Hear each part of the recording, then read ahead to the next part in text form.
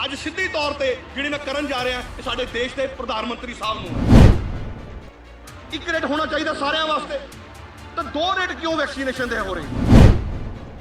ਅਸੀਂ ਉੱਥੇ ਮੁਹੱਈਆ ਪਹਿਲਾਂ ਕਰਵਾ ਰਹੇ ਹੈਗੇ, ਸਾਨੂੰ ਆਰਡਰ ਦਿੱਤੇ ਨਹੀਂ ਗਏ। ਪੀਐਮ ਸਾਹਿਬ ਨੇ ਜੋ ਹਾਲਾਤ ਜੋ ਸਿਸਟਮ ਜੋ ਤਿਆਰੀ ਕਰਨੀ ਚਾਹੀਦੀ ਸੀਗੀ ਸਾਡੇ ਸੈਂਟਰ ਸਰਕਾਰ ਨੂੰ ਮੈਡੀਸਨ ਵਾਸਤੇ ਸਾਰੇ ਦੇਸ਼ ਵਾਸਤੇ, ਉਹ ਨਹੀਂ ਹੋ ਪਾਈ। ਸਾਡੇ ਜਿਹੜੇ ਰਕਸ਼ਕ ਹੈ, ਚੌਕੀਦਾਰ ਹੈ, ਉਹਨਾਂ ਨੂੰ ਇਸ ਦੇਸ਼ ਦੀ ਜਨਤਾ ਨੂੰ ਇਸ ਤਰੀਕੇ ਨਾਲ ਛੱਡ ਕੇ ਰਾਹ ਦੇ ਵਿੱਚ ਨਹੀਂ ਜਾਣਾ ਚਾਹੀਦਾ।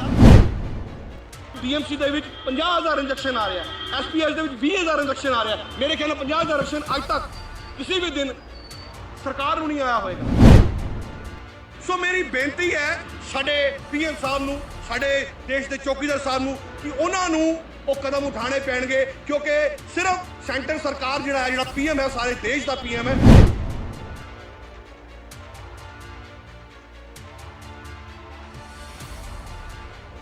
ਦੋਸਤੋ, ਅੱਜ ਜਿਸ ਮੁੱਦੇ ਉੱਤੇ ਮੈਂ ਗੱਲ ਕਰਨ ਜਾ ਰਿਹਾ, ਮੈਂ ਇਹਨੂੰ ਮੁੱਦਾ ਨਹੀਂ ਕਹੂੰਗਾ, ਮੈਂ ਇਹਨੂੰ ਬੇਨਤੀ ਕਹੂੰਗਾ। ਔਰ ਇਹ ਬੇਨਤੀ ਅੱਜ ਸਿੱਧੀ ਤੌਰ ਤੇ ਜਿਹੜੀ ਮੈਂ ਕਰਨ ਜਾ ਰਿਹਾ ਇਹ ਸਾਡੇ ਦੇਸ਼ ਦੇ ਪ੍ਰਧਾਨ ਮੰਤਰੀ ਸਾਹਿਬ ਨੂੰ ਹੈ। ਜੀ ਹਾਂ, ਉਹ ਪ੍ਰਧਾਨ ਮੰਤਰੀ ਸਾਹਿਬ ਜਿਨ੍ਹਾਂ ਦੀ ਅਸੀਂ ਸਾਰੇ ਰਿਸਪੈਕਟ ਕਰਦੇ ਹਾਂ, ਉਹ ਪ੍ਰਧਾਨ ਮੰਤਰੀ ਸਾਹਿਬ ਜਿਹੜੇ ਸਾਨੂੰ ਕਹਿੰਦੇ ਆ ਕਿ ਮੈਂ ਇਸ ਦੇਸ਼ ਦਾ ਚੌਕੀਦਾਰ ਯਾਨੀ ਕਿ ਰਕਸ਼ਕ।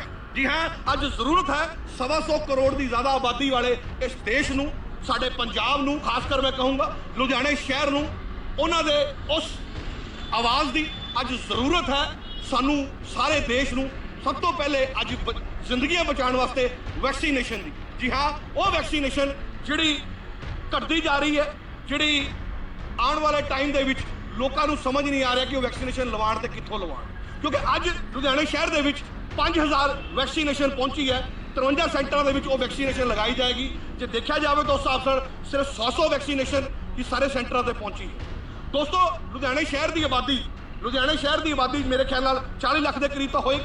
ਔਰ ਲੁਧਿਆਣੇ ਸ਼ਹਿਰ ਦੇ ਵਿੱਚ ਅੱਜ 7.5 ਲੱਖ ਦੇ ਕਰੀਬ ਇੰਜੈਕਸ਼ਨ ਜਿਹੜੀ ਵੈਕਸੀਨੇਸ਼ਨ ਹੈਗੀ ਹੈ ਉਹ ਲੋਕਾਂ ਨੂੰ ਲਗਾਈ ਗਈ ਹੈ, ਹੁਣ ਤੱਕ ਲਗਾਈ ਗਈ ਹੈ। ਔਰ 7.5 ਲੱਖ ਦੇ ਵਿੱਚੋਂ ਕੋਈ 6.5 ਲੱਖ ਵੈਕਸੀਨ ਜਿਹੜੀ ਹੈਗੀ ਹੈ ਉਹ ਸੈਂਟਰ ਵੱਲੋਂ ਮੁਹੱਈਆ ਕਰਾਈ ਗਈ ਸੀ, ਔਰ 1 ਲੱਖ ਵੈਕਸੀਨੇਸ਼ਨ ਜਿਹੜੀ ਹੈਗੀ ਹੈ ਉਹ ਸਟੇਟ ਨੇ ਆਪਣੇ ਕੋਲੋਂ ਖਰੀਦੀ ਸੀ।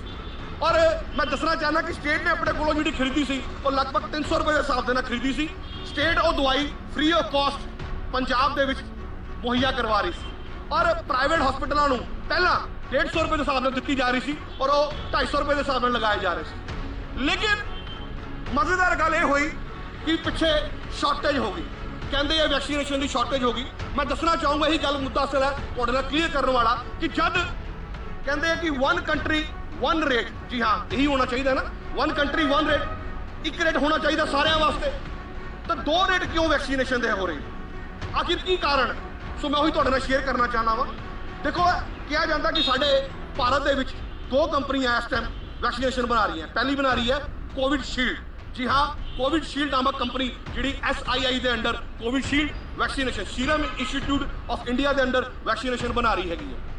ਉਸ ਕੰਪਨੀ ਦਾ ਇਹ ਦਾਅਵਾ ਵਾ, ਇਹ ਕਹਿਣਾ ਵਾ ਕਿ ਜਿਹੜੇ ਅਸੀਂ ਵੈਕਸੀਨੇਸ਼ਨ ਬਣਾ ਰਹੇ ਹੈਗੇ ਆ ਉਹ ਕੋਈ ਲਗਭਗ ਅਸੀਂ ਇੰਨੀ ਡੋਜ਼ ਇੱਥੇ ਭੇਜ ਰਹੇ, ਇੰਨੀ ਇੱਥੇ ਭੇਜ ਰਹੇ ਆ, ਔਰ ਸਾਨੂੰ ਜਿਹੜੇ ਆਰਡਰ ਜਿੱਥੋਂ ਆਏ ਸੀ ਉੱਥੇ ਪਹਿਲਾਂ ਭੇਜ ਰਹੇ ਆ। ਉਹਨਾਂ ਦਾ ਕਹਿਣਾ ਕਿ ਸਾਨੂੰ ਆਰਡਰ ਸਾਡੇ ਕੋਲ ਇਸ ਟਾਈਮ ਬਾਹਰ ਦੇ ਆਰਡਰ ਸਾਡੇ ਕੋਲ ਮੁਹੱਈਆ ਸੀਗੇ, ਬਾਹਰ ਦੇ ਆਰਡਰ ਸਾਡੇ ਕੋਲ ਸੀਗੇ, ਅਸੀਂ ਉੱਥੇ ਮੁਹੱਈਆ ਪਹਿਲਾਂ ਕਰਵਾ ਰਹੇ ਹੈਗੇ, ਸਾਨੂੰ ਆਰਡਰ ਦਿੱਤੇ ਨਹੀਂ ਗਏ। ਸੋ ਉਹਦੇ ਨਾਲ ਕੋਵੈਕਸਿਨ ਨਾਮ ਦੀ ਜਿਹੜੀ ਕੰਪਨੀ ਹੈਗੀ ਹੈ, ਕੋਵੈਕਸਿਨ ਦਾ ਕਹਿਣਾ ਹੈਗਾ ਵਾ, ਜਿਹੜੀ ਕਿ ਭਾਰਤ ਬਾਇਓਟੈਕ ਦੇ ਅੰਡਰ ਕੰਮ ਕਰਦੀ ਹੈ, ਉਹਦਾ ਕਹਿਣਾ ਮੇਰੇ ਕੋਲ ਸੰਸਾਧਨ ਨਹੀਂ ਹੈ, ਮੈਂ ਇੰਨੀ ਦਵਾਈ ਬਣਾ ਹੀ ਨਹੀਂ ਸਕਦਾ। ਸੋ ਇਹ ਚੀਜ਼ ਸਾਡੇ ਦੇਸ਼ ਦੇ ਪੀਐਮ ਨੂੰ ਧਿਆਨ ਦੇਣੀ ਚਾਹੀਦੀ ਸੀ। ਅੱਜ ਜਦੋਂ ਵੈਕਸੀਨ ਦੇ ਬਾਅਦ, ਕਿਉਂਕਿ ਸਾਡੇ ਦੇਸ਼ ਦੇ ਰਾਜਨੀਤਿਕਾਂ ਨੂੰ ਇਹ ਪਤਾ ਚੱਲ ਗਿਆ ਕਿ ਆਉਣ ਵਾਲੇ ਟਾਈਮ ਦੇ ਵਿੱਚ ਵੈਕਸੀਨੇਸ਼ਨ ਦੇ ਉੱਤੇ ਜਿਹੜੇ ਸੈਂਟਰ ਦੇ ਇਲੈਕਸ਼ਨ ਹੋਣਗੇ ਉਹਨਾਂ ਦਾ ਸਾਰਾ ਸਿਸਟਮ ਚੱਲੇਗਾ ਵੈਕਸੀਨੇਸ਼ਨ ਦੇ ਉੱਤੇ, ਔਰ ਸਟੇਟ ਦੇ ਵਿੱਚ ਜਿਹੜੇ ਇਲੈਕਸ਼ਨ ਹੋਣਗੇ ਉਹਦਾ ਸਾਰਾ ਸਿਸਟਮ ਜਿਹੜਾ ਹੈਗਾ ਵਾ ਉਹ ਮਰੀਜ਼ਾਂ ਨੂੰ ਕਿਵੇਂ ਦੀ ਦੇਖ ਰੇਖ ਦਿੱਤੀ ਗਈ, ਕਿਵੇਂ ਦਾ ਇਲਾਜ ਦਿੱਤਾ ਗਿਆ, ਉਹ ਦੇਖਿਆ ਗਿਆ। ਆਯੁਸ਼ਮਾਨ ਬੀਮਾ ਕਾਰਡ ਬਣਾਏ ਗਏ ਸੀ। ਆਯੁਸ਼ਮਾਨ ਬੀਮਾ ਕਾਰਡ ਜਿਹੜੇ ਲੋਕਾਂ ਦੇ ਬਣਾਏ ਗਏ ਸੀਗੇ ਉਹ 4500 ਰੁਪਈਆ ਮਿਲਣਾ ਸੀ, ਜਾਂ ਕਿੰਨਾ ਵੀ ਮਿਲਣਾ ਸੀ, ਕਦੋਂ ਮਿਲਣਾ ਸੀ ਕਦੋਂ ਨਹੀਂ, ਤਾਂ ਪ੍ਰਾਈਵੇਟ ਹਸਪੀਟਲ ਉਹਨਾਂ ਨੂੰ ਦੇਖ ਕੇ ਇਲਾਜ ਨਹੀਂ ਕਰ ਪਾ ਰਹੇ ਸੀ। ਲੇਕਿਨ ਪੰਜਾਬ ਗਵਰਨਮੈਂਟ ਨੇ ਬੜਾ ਸੋਹਣਾ, ਜਿੰਨੇ ਵੀ ਪ੍ਰਾਈਵੇਟ ਹਸਪੀਟਲ ਸੀਗੇ ਉਹਨਾਂ ਨੂੰ ਇਹ ਦਾਅਵਾ ਕੀਤਾ, ਇਹ ਕਿਹਾ ਗਿਆ ਕਿ ਭਾਈ ਤੁਸੀਂ ਇਲਾਜ ਕਰੋ, ਜਿਹੜਾ ਪੈਸਾ ਖਰਚਾ ਹੈਗਾ ਅਸੀਂ ਤੁਹਾਨੂੰ ਦੇਵਾਂਗੇ, ਜਿੰਨੇ ਵੀ ਇਸ ਕਾਰਡ ਦੇ ਥਰੂ ਆਉਂਦੇ ਆ ਉਹ ਵੀ ਦੇਖਿਆ ਜਾਏਗਾ। ਸੋ ਦੋਸਤੋ, ਸਭ ਤੋਂ ਇਨਫੋਰਮੇਸ਼ਨ ਜਿਹੜੀ ਤੁਹਾਡੇ ਨਾਲ ਸ਼ੇਅਰ ਕਰਨ ਵਾਲੀ ਗੱਲ ਸੀਗੀ ਕਿ 45 ਸਾਲ, ਜੀ ਹਾਂ 45 ਸਾਲ ਵਾਲੇ ਬੰਦੇ ਨੂੰ ਇੰਜੈਕਸ਼ਨ ਲਗਾਏ ਜਿਹੜੇ ਜਾ ਰਹੇ ਸੀਗੇ ਪਹਿਲਾਂ, ਉਸ ਤੋਂ ਬਾਅਦ 18+ ਵਾਲੇ ਨੂੰ ਲਗਾਉਣ ਜਾ ਕੇ ਹੁਣ ਕਿਹਾ ਜਾਂਦਾ ਕਿ 18 ਤੋਂ ਲੈ ਕੇ 44 ਵਾਲੇ ਜਿਹੜੇ ਇੰਜੈਕਸ਼ਨ ਲੱਗ ਰਹੇ ਆ 45 ਵਾਲੇ ਨੂੰ ਨਹੀਂ ਲੱਗਣਗੇ, ਕਿਉਂਕਿ ਉਹ ਜਿਹੜੀ ਡੋਜ਼ ਹੈ, ਕਿਉਂਕਿ ਮੈਂ ਦੱਸਣਾ ਚਾਹੁੰਦਾ ਵਾ, ਕਿਉਂਕਿ 7.5 ਲੱਖ ਜਿਹੜੀ ਡੋਜ਼ ਸੀਗੀ ਉਹਦੇ ਵਿੱਚੋਂ ਜਿਹੜੀ 1 ਲੱਖ ਡੋਜ਼ ਸੀਗੀ 18 ਤੋਂ 44 ਵਾਲੀ ਉਹ ਸਟੇਟ ਨੇ ਮੰਗਾਈ ਸੀ 300 ਰੁਪਏ ਦੇ ਹਿਸਾਬ ਦੇ ਨਾਲ। ਤਾਂ ਉਹਨਾਂ ਦਾ ਕਹਿਣਾ ਸੀਗਾ ਕਿ ਇਹ ਵਾਲੀ ਜਿਹੜੀ ਡੋਜ਼ ਹੈਗੀ ਹੈ 44 ਪਲੱਸ ਨੂੰ ਨਹੀਂ ਲੱਗੇਗੀ।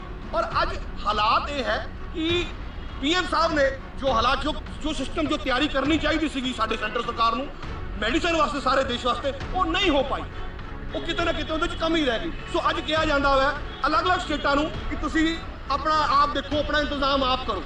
ਮੈਂ ਇਹ ਗੱਲ ਦਾ ਜਵਾਬ ਮੰਗਣਾ ਚਾਹੁੰਦਾ ਕਿ ਇਹੀ ਗੱਲ ਕਿ ਸਟੇਟ ਆਪਣਾ ਇੰਤਜ਼ਾਮ ਕਰਨ, ਫਿਰ ਤਾਂ ਜਦੋਂ ਕਿਸਾਨ ਅੰਦੋਲਨ ਤੇ ਬੈਠੇ ਸੀਗੇ, ਫਿਰ ਤਾਂ ਜਦੋਂ ਉਹ ਜਿਹੜੇ ਬਿੱਲ ਸੀਗੇ ਕਿਸਾਨ ਬਿੱਲ ਸੀਗੇ ਉਹਨਾਂ ਵਾਸਤੇ ਉਦੋਂ ਵੀ ਕਹਿ ਦੇਣਾ ਚਾਹੀਦਾ ਸੀਗਾ ਕਿ ਭਾਈ ਸਟੇਟ ਆਪ ਦੇਖ ਲੈਣ। ਸੋ ਇਸ ਟਾਈਮ ਸਾਡੇ ਜਿਹੜੇ ਰਕਸ਼ਕ ਹੈ, ਚੌਕੀਦਾਰ ਹੈ, ਉਹਨਾਂ ਨੂੰ ਇਸ ਦੇਸ਼ ਦੀ ਜਨਤਾ ਨੂੰ ਇਸ ਤਰੀਕੇ ਨਾਲ ਛੱਡ ਕੇ ਰਾਹ ਦੇ ਵਿੱਚ ਨਹੀਂ ਜਾਣਾ ਚਾਹੀਦਾ। ਇਸ ਟਾਈਮ ਮੈਂ ਇਹੀ ਕਹੂੰਗਾ, ਬੇਨਤੀ ਕਰੂੰਗਾ ਕਿ ਇਸ ਟਾਈਮ ਇਹ ਲੜਾਈ ਮਿਲ ਕੇ ਲੜਨ ਦੀ ਜ਼ਰੂਰਤ ਹੈ। ਔਰ ਪ੍ਰਾਈਵੇਟ ਹਸਪੀਟਲਾਂ ਦੇ ਵਿੱਚ ਜਿਹੜੇ ਇੰਜੈਕਸ਼ਨ ਹੈਗੇ ਇਹਨਾਂ ਕੰਪਨੀਆਂ ਦੇ ਕੋਲੋਂ ਉਹ ਕੋਈ 600 ਰੁਪਏ ਦੇ ਹਿਸਾਬ ਦੇ ਨਾਲ ਪਲੱਸ GST ਦੇ ਹਿਸਾਬ ਦੇ ਨਾਲ ਖਰੀਦ ਰਹੇ ਹੈਗੇ, ਉਹਨਾਂ ਨੂੰ ਮੁਹੱਈਆ ਹੋ ਰਹੇ ਹੈ। ਲੇਕਿਨ ਜਦੋਂ ਸਾਡੀ ਪੰਜਾਬ ਗਵਰਨਮੈਂਟ ਸਟੇਟ ਗਵਰਨਮੈਂਟ ਜਾਂ ਹੋਰ ਕਈ ਸਟੇਟ ਦੀ ਗਵਰਨਮੈਂਟ ਇਹਨਾਂ ਕੰਪਨੀਆਂ ਨਾਲ ਜਦੋਂ ਗੱਲ ਕਰਨ ਦੀ ਕੋਸ਼ਿਸ਼ ਕੀਤੀ, ਲਗਭਗ 3-4 ਕੰਪਨੀ ਨਾਲ ਵੈਕਸੀਨੇਸ਼ਨ ਦੀ ਗੱਲ ਕਰਨ ਦੀ ਕੋਸ਼ਿਸ਼ ਕੀਤੀ, ਤਾਂ ਉਹਨਾਂ ਕਹਿਣਾ ਸੀਗਾ ਜੀ ਕਿ ਅਸੀਂ ਫੈਡਰਲ ਗਵਰਨਮੈਂਟ ਦੇ ਹਿਸਾਬ ਨਾਲ ਚੱਲਾਂਗੇ, ਉਹਨਾਂ ਨਾਲ ਗੱਲ ਕਰਾਂਗੇ, ਅਸੀਂ ਸਟੇਟ ਨਾਲ ਗੱਲ ਨਹੀਂ ਕਰਾਂਗੇ। ਕਿਉਂ? ਇਹ ਦੇਸ਼ ਇੱਕ ਹੈ, ਸਾਡਾ ਰਜਿਸਟਰ ਰੇਟ ਇੱਕ ਕਿਉਂ ਨਹੀਂ ਹੋਣਾ ਚਾਹੀਦਾ? ਕਿਉਂਕਿ ਪੰਜਾਬ ਗਵਰਨਮੈਂਟ ਜਿਹੜੀ ਹੈਗੀ ਹੈ ਉਹ 300 ਰੁਪਏ ਦੇ ਇੰਜੈਕਸ਼ਨ ਖਰੀਦਦੀ ਪਈ ਸੀ, ਇਸ ਕਰਕੇ। ਔਰ ਜਿਹੜੇ ਪ੍ਰਾਈਵੇਟ ਹਸਪੀਟਲ ਹੈਗੇ ਆ ਉਹ 600 ਰੁਪਏ ਦੇ ਇੰਜੈਕਸ਼ਨ ਖਰੀਦਦੇ ਪਏ ਆ, ਇਸ ਕਰਕੇ ਉਹਨਾਂ ਨੂੰ ਇੰਜੈਕਸ਼ਨ ਦੀ ਅਵੇਲੇਬਿਲਿਟੀ ਕਰਾਈ ਜਾ ਰਹੀ ਹੈ। ਆਉਣ ਵਾਲੇ ਟਾਈਮ ਦੇ ਵਿੱਚ BMC ਦੇ ਵਿੱਚ 50,000 ਇੰਜੈਕਸ਼ਨ ਆ ਰਿਹਾ, SPS ਦੇ ਵਿੱਚ 20,000 ਇੰਜੈਕਸ਼ਨ ਆ ਰਿਹਾ। ਮੇਰੇ ਖਿਆਲ ਨਾਲ 50,000 ਇੰਜੈਕਸ਼ਨ ਅੱਜ ਤੱਕ ਕਿਸੇ ਵੀ ਦਿਨ ਸਰਕਾਰ ਨੂੰ ਨਹੀਂ ਆਇਆ ਹੋਏਗਾ।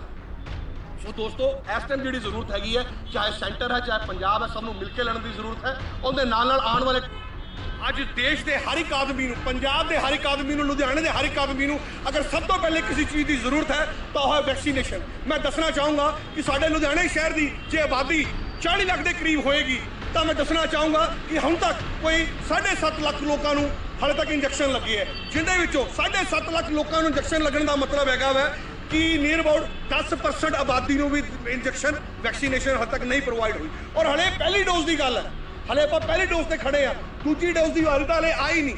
ਸੋ ਮੇਰੀ ਬੇਨਤੀ ਹੈ ਸਾਡੇ PM ਸਾਹਿਬ ਨੂੰ, ਸਾਡੇ ਦੇਸ਼ ਦੇ ਚੌਕੀਦਾਰ ਸਾਹਿਬ ਨੂੰ ਕਿ ਉਹਨਾਂ ਨੂੰ ਉਹ ਕਦਮ ਉਠਾਣੇ ਪੈਣਗੇ, ਕਿਉਂਕਿ ਸਿਰਫ ਸੈਂਟਰ ਸਰਕਾਰ ਜਿਹੜਾ PM ਹੈ, ਸਾਰੇ ਦੇਸ਼ ਦਾ PM ਹੈ।